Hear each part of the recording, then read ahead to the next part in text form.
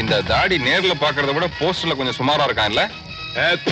துப்புறதுக்காக எச்சியை சேர்த்து வச்சிருப்பீங்க போல இருக்கு. இவன் மூஞ்சி எல்லாம் எச்சி தொட்டி மாதிரி தான் இருக்கு. ஆமா பார்ட்னர், இந்த தாடிக்காரன் தொல்லை தாங்க முடியல பார்ட்னர். பிளான் மேல பிளான் பண்ணி நம்ம எப்படியாவது வீட்டை விட்டு வெளியில அனுப்பிச்சிருவான் போல இருக்கு. அவனை பழி வாங்குறதுக்காக தான் இந்த ஐடியாவே.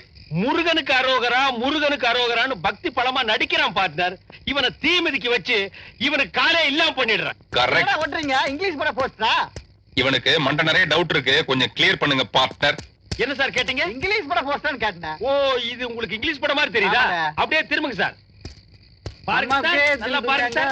என்ன சார் படிச்சீங்களா? ஆரிச்சுடா. என்ன லாங்குவேஜ்? ஹிந்தி லாங்குவேஜ். என்னது? ஹிந்தி ஹிந்தி ஹிந்தி. ஏண்டா இப்படி மாத்தி மாத்தி படிச்சினா உன் மண்டையில எப்படி முடி முளைக்கும்? இந்த மண்டைய அப்படியே கொண்டு போய் சொரி நாய் கிட்ட கூட நக்கி வச்சிரும். சொரி நாய் நக்குனா முடி முளைக்குமா? ஓ, நாய்க்கு முளைக்கு, மவனை உனக்கு முளைக்கவே முளைக்காது.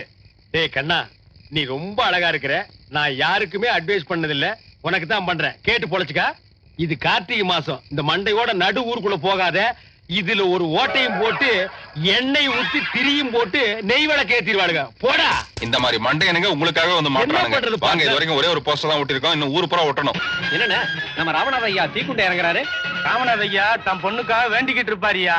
நீங்க இப்படி பண்ணுவீங்கன்னு நான் நினைச்சு கூட பார்க்கல சித்தப்பா.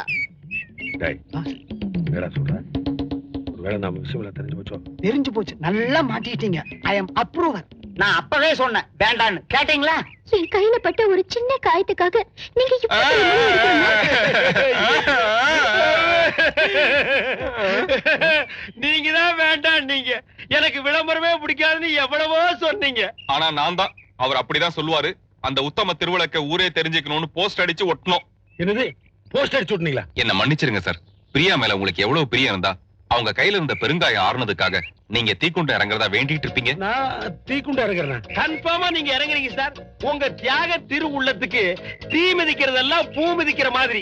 சார், நெக்ஸ்ட் ஜென்மம் ஒண்ணு இருந்தா நான் உங்களுக்கு மகனா பிறக்கணும் சார். பிறந்துக்க. இவர் உங்களுக்கு அண்ணன் மகளா பிறக்கணும் சார். அட சாமி, நான் பிறக்க மாட்டேன்டா.